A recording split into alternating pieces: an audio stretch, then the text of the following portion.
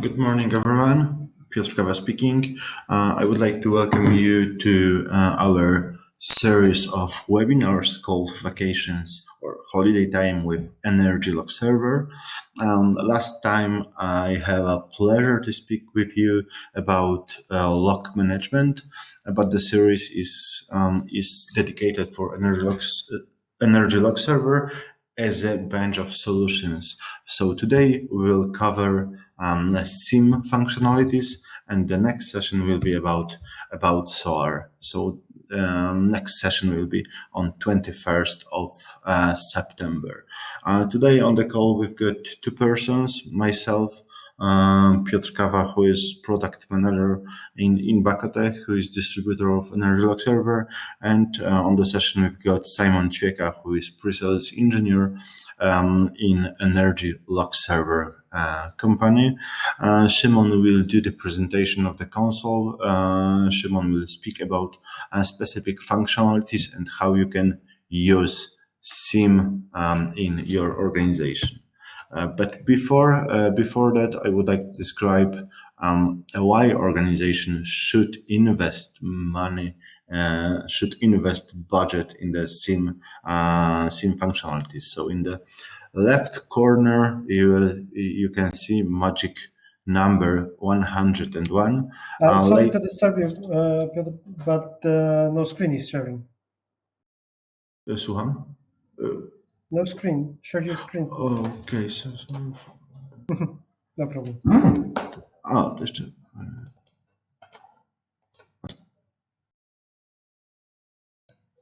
Teraz widzisz, prawda? Czekaj jeszcze. Okej, dobra. To zaczynamy od początku w takim razie.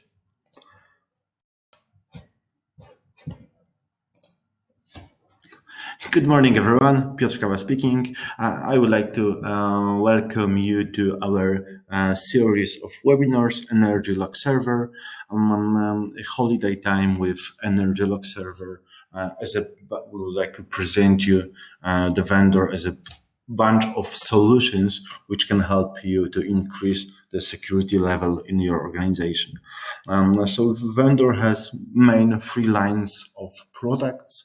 So on the last session we've covered log management. Today we will speak about SIEM functionalities, and on the next session we'll cover SOAR. So the next session will be on the 21st of September.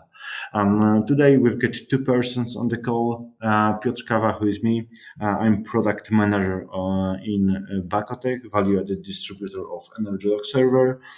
And on the call we've got also Simon Ćwieka, who is pre-sales engineer, and Simon will will present to you, first of all, the demo of the console. Will speak about specific functionalities and how you can use SIEM in your organization. But before that, I would like to tell you why the customers should invest budget in the SIEM solution. So in the left top corner, you can see magic number 101. Let me return to it later on during the presentation. So typical organization, in the typical organization, customer has endpoints. It can be like servers, endpoints, laptop, desktop, whatever. There is also hackers. Each organization also investing the money and invest the budget in the security solutions like endpoint protection, firewalls, gateways, and so on and so on. These devices and these solutions should protect our organization in front of hackers. But unfortunately, breach happens. This number 101, it's 101 day organization need to receive information from the security guys that they've been hacked or breach happened. The hackers, hackers are not just single one person, for example, student who is writing some kind of viruses. Right now, hackers are organization, and they would like to hack your organization first of all and steal your data, steal your credentials, and so on. The simplest way is to use phishing attacks. So they are producing phishing attack campaigns, and they are in the organization. All of organization has active directories, farm of servers. So hacker also is asking active directory about credential for specific specific accounts, and after that they can be also as administrator. As an administrator is very easy way to change firewalls policies, and they can do command and control attack them. They can steal your data, so they can monetize the attack. All organizations also have clouds, and if we've got hacker inside the organization, is the very simple way to be also in the cloud. So why that's happened? Because all of these systems like security, like endpoints, are not exchanging the data between them. So there is no system which can aggregate and correlate all the data from this from these endpoints.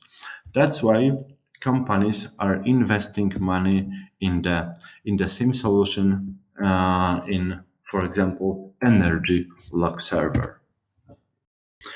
There's a bunch of functionalities of Energy Logserver. There is just few of them, and Simon described them as well. So first of all, we are detecting security incidents, and we are detecting suspicious behavior based on the logs we've gathered with our log management plan. We can put alerting rules which scan the data every minute. So we are collecting the data from the log management, and we are launching alerting rules, and we can launch and inform the security operations center that that something is going wrong. We've got plenty of integrations with external IOCs. And we can gather information from the IOCs. There is a lot of them in our platform. Also, we've got integration with MISP and MITRE ATT&CK. In the SIEM plan, there is a lot of compliance reports and compliance rules like GDPR, NIST, PCI DSS, or HIPAA. With very small agent host-based IDS, we can do file integrity monitoring functionalities and endpoint detection and response. Also, if you don't have vulnerability scanner, also we can serve you such functionalities for Linux and Windows machines. The solutions has right now more than 700 detection rules for brute force attacks, suspicious logins, or multiple logins in for some server. Also, we can detect suspicious behavior of in our organizations. I showed this slide on the previous presentations. So this is infrastructure of Energy Logserver. So last time I spoke about this log management plan functionalities as a one single point of visualization and analysis for data we've gathered from the network, from the devices. Based on it, we are serving to you SIEM plan, which is doing this security analysis. And the last one piece, it will be SOAR, but we will cover it on the next session. Shimon, I would like to give you role of the presenter. Please describe these SIEM functionalities in your environment.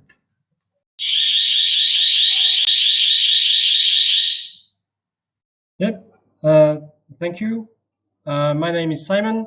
I'm very happy to be here, and thank you, Piotr, for the presentation about Energy Logserver. Let me share my screen so we can learn a little more about the SIEM functionalities that can be provided by Energy Logserver solution. So to start with, let's distinguish two kinds of SIEM solution. The first one is based on log management functionalities, and the second is somewhat raw raw CM functionalities, meaning that it can function without layer of log management. But it has a negative side, which is that the raw CM functionalities most likely will have strict list of supported sources, meaning that we cannot send anything we want into the system for analysis. We only have a list of supporting sources provided by the vendor, and only those sources can be analyzed by the CM solution. Energy Logserver, on the other hand, is based on log management layer, meaning that you can send any text data that you want into the system, and it will be treated as a source for CM analysis. And not only any text data, but also we can ingest IoT data and also NetFlow data, which I will describe briefly further on. So at this point, the most important aspect is that Energy Logserver SIEM is based on log management, meaning that we do collect full logs from the sources, and we can combine the functionalities of the log management as well as the SIEM layer, which is very important because we at the all time we have ability to view the raw data that is sent into the system. So we have two perspectives. The first perspective is from the, let's say, log management layer, where we have raw data, and the second perspective, the other hand, is that we do see the results of analysis and the correlation inside the CM engine. So this is really really important to remember. So that is the first layer. What about the strict analysis? Most of our customer is focused on the most. Most important for them is to be compliant with the specific regulations. This is the first step to move on with the SIEM. So if the SIEM doesn't provide the compliance for the regulations, then it's not SIEM at all. We do have compliance with the regulations, as you can see. PCI DSS is GDPR, HIPAA, NIST. Really important to be compliant with. I think the most important at this stage is GDPR, but also PCI DSS, where we are able to be compliant with the elements regarding financial transactions and the flow of money in our infrastructure. Those two, PCI DSS and GDPR, I would say, are most important. What do we see regarding the compliance? We see what agents provide the alerts to be checked whether we are compliant or not. So we have at the bottom of the dashboard, we see all of agents that reported elements needed to be verified. by the administrator or the operator, we see the description of that detection and information from which point of the regulation, GDPR in this case, which point provided the alert or the detection. So we still have at the top of the site, we still have the shortened information about the points in the regulations. So if we don't remember everything or we don't want to double check, we can go at the top and see the information about the regulation. Same goes for PCI DSS. We do have detections and information about the description of the detections and the information which point they are referring to. So that is the first layer, the compliance with the regulations. But the other, in my perspective, at least from the technical standpoint, more valuable perspective comes from the hardening aspect and the compliance with the CIS. So with the CIS, you have information about the detection, and you also have straight information about what has been detected, what are the recommended steps, how you can provide the compliance by using what command, and so on, so on, so on. Something that we don't necessarily have with the GDPR or PCI DSS. Compliance CIS provide that, and it's really valuable.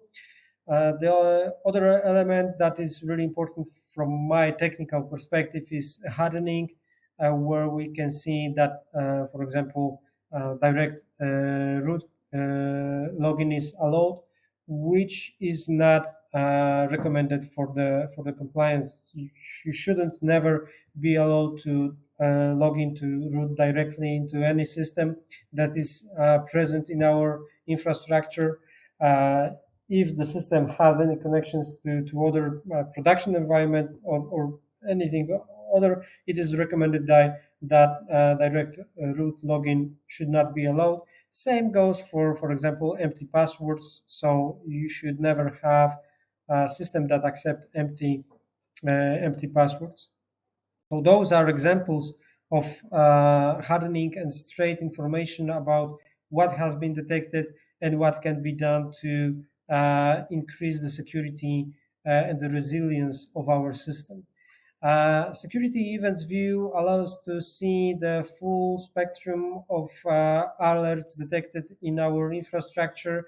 They are divided by the level of the incident. So the higher the level, the more important the element, the alert or incident is.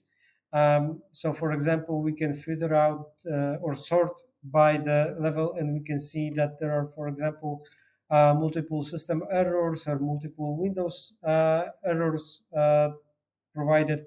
That is high priority and should be addressed in the first steps. So I will not go really deep into how we can analyze and how we can prevent that vulnerabilities or errors. But just trust me that we can at any time go into the view of raw data, and we can see additional information from that source regarding that incident or alert. So it's really easy for us to proceed with the detection. So we don't have only information about the detection. We only do have option to proceed with the analysis and how to proceed with that based on, for example, the CIS standards or regulation. Uh, the question is that the time pass and we want to evolve our CM solution, Energy Logserver, add additional layer of security or additional correlations. How we do that? We can do that without additional support. It's really easy. The CM is based on the rule sets, and the rules, each rule has a unique ID. those rules are distributed across the files, and those files can be created new one or updated the old one, no problem. Each rule has a ID of detection, and later on we can correlate those rules really easily. Just let me find an example.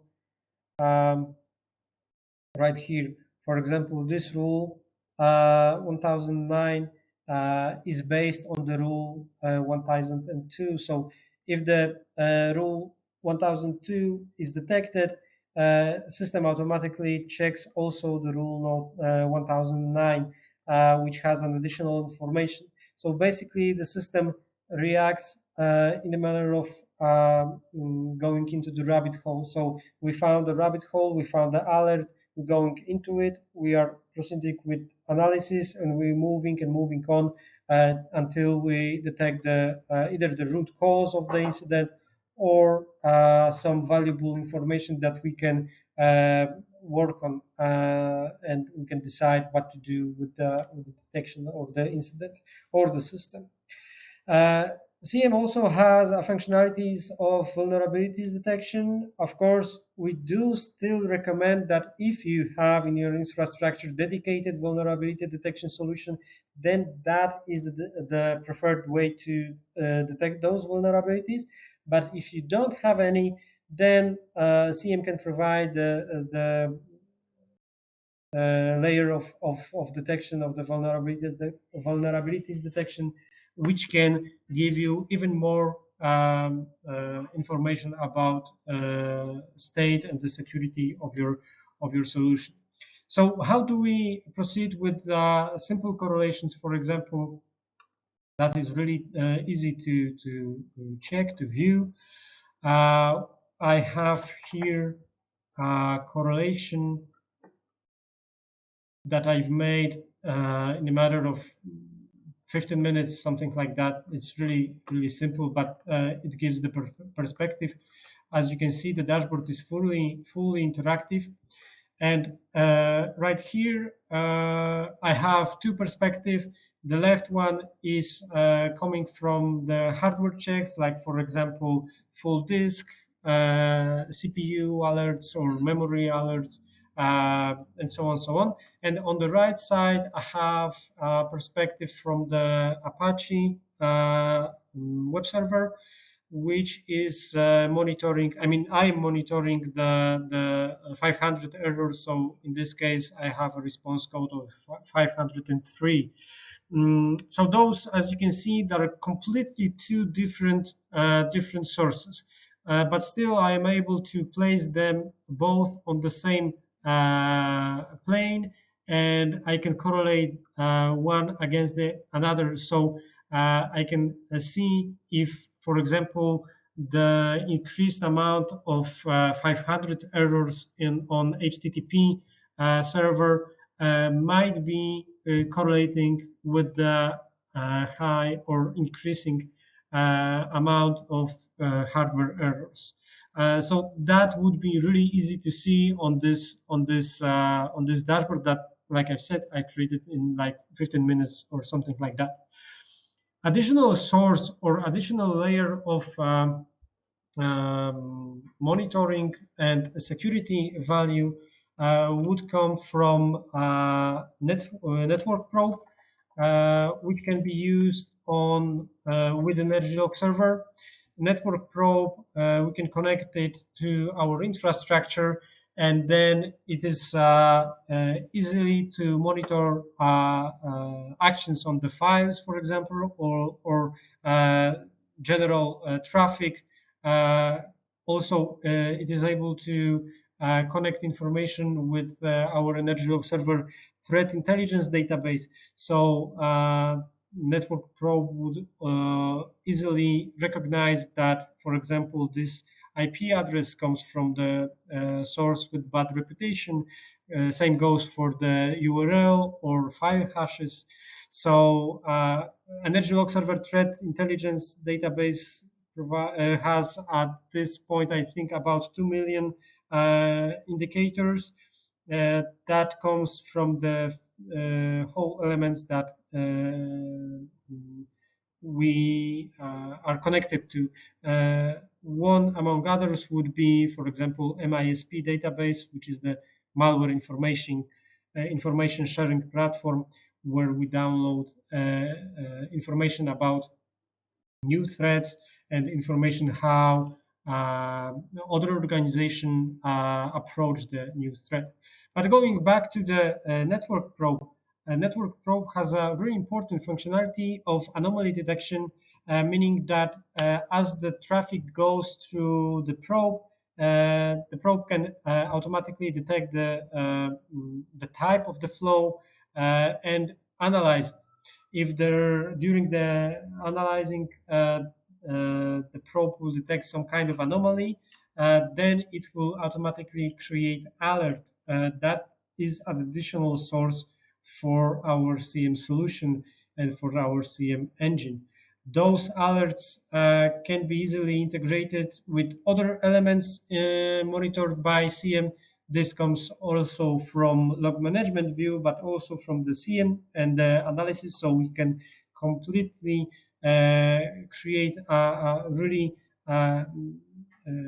complete view of our infrastructure uh, easily, basically, because we connect sources into the Energy Logserver, we connect our network probe, and we have a huge value, and a huge part of our infrastructure is monitored by Energy Logserver. But everything that comes to the single question, okay, I have incidents, I have detected some threat. What do I do now? The answer is alert. So we alert based on those detections. Each incident can be configured in such a way that it will take an action. Action can be a notification of, for example, Microsoft Teams communicator or Slack, or sending an email on integrated with the SOAR or integrated with other ticketing system, or there are really a lot of possibilities how and what alert can integrate with.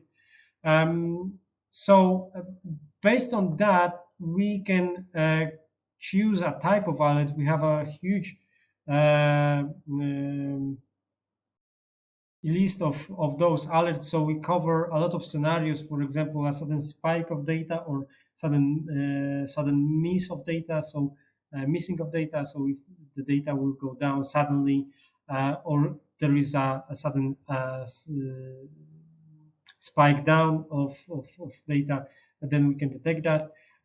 Same goes for the flat line. So if the data will go below the selected threshold, then we can detect that also easily. But today I wanted to talk a little about two functionalities, two types of alerts, which is the chain and the logical. Those alerts are not based on data like normal alert would be. Those alerts of type chain and logical are based on behavior of other alerts. So I myself I'm coming from SOC background, was a SOC operator for a few years, and I know how important it is to have an alert that is readable and understandable for our operator, so he can easily and quickly take an action that is appropriate for the situation. Uh, that can be easily provided by the chain, for example, or the logical function, where our alerts are based on the behavior of other alerts. So we don't create something really complicated that operator will really think about when alert will trigger. We avoid situation where operator will think what exactly this alert is monitoring, how I can proceed. This is for sure not false positive, and so on. With usage of, for example, chain, I can search, for example, for checkpoint alerts that Energy Log server has already predefined in its installation. So I can use those two alerts as a scenario steps to create full scenario of security behavior. So I can configure that I'm interested in a scenario where application blocked by checkpoint will happens at least 3 times, and action block by checkpoint will happen at least 1 time, and that has to take place in the 15-minute time frame, or I can change it to 5-minute time frame. And if I want, I can provide additional correlation with, for example, providing user field uh, that will guarantee that this behavior will apply to the same user. So you can imagine that with this scenario, we can easily detect, for example, multiple failures followed by success login from maybe some new IP or something like that. The limitations are basically endless regarding the chain or the logical scenario that we can create. And those alerts, same as any other, can be integrated in such a way that when it will be triggered, then it will provide a notification, for example, communicate any communication application. Logical type is really similar to the chain, but the only difference is that in the chain, the order of the steps is really important. In logical, it is not. In logical, we give a selected logical gate will be AND, OR, NAND, and so on. We can select any of that, and it will apply to this logical gate will apply to the rule first, I mean, it will be applied between those two rules, the logical gate. And lastly, the system itself, Energy Logserver, is secured with the possible integration with LDAP or Active Directory. We can also keep the users locally in the system, so we don't have to connect to other application. We can, but we don't have to.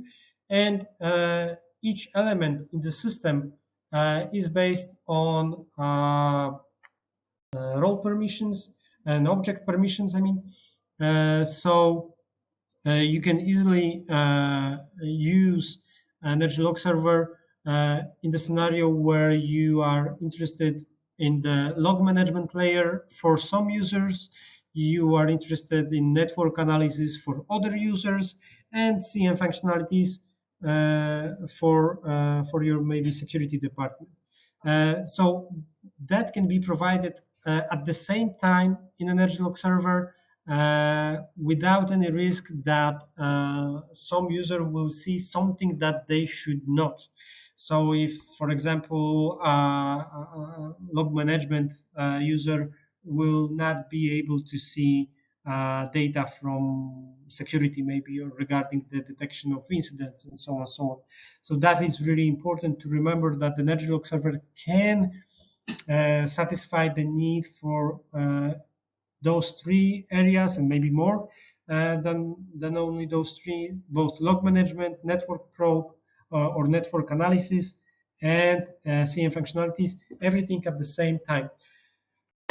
But to save a little time, I think that should be enough regarding the functions of Energy Logserver regarding CM. So that is all that I have for you today. If you have any questions, please feel free to contact me through email. I will reply as soon as I can with any question. Any questions, I am eager to answer. So that is all from my side. Thank you very much. I give you back, Piotr, the control. Thank you very much for today's session. From this place, I would like to invite you for September to September 21st. We will describe SOAR functionalities. We will do the real life demo for you. Also, as Simon mentioned, you can contact us via email. You can see it on the bottom of the slide. I would like to wish you a pleasant day and keep in touch.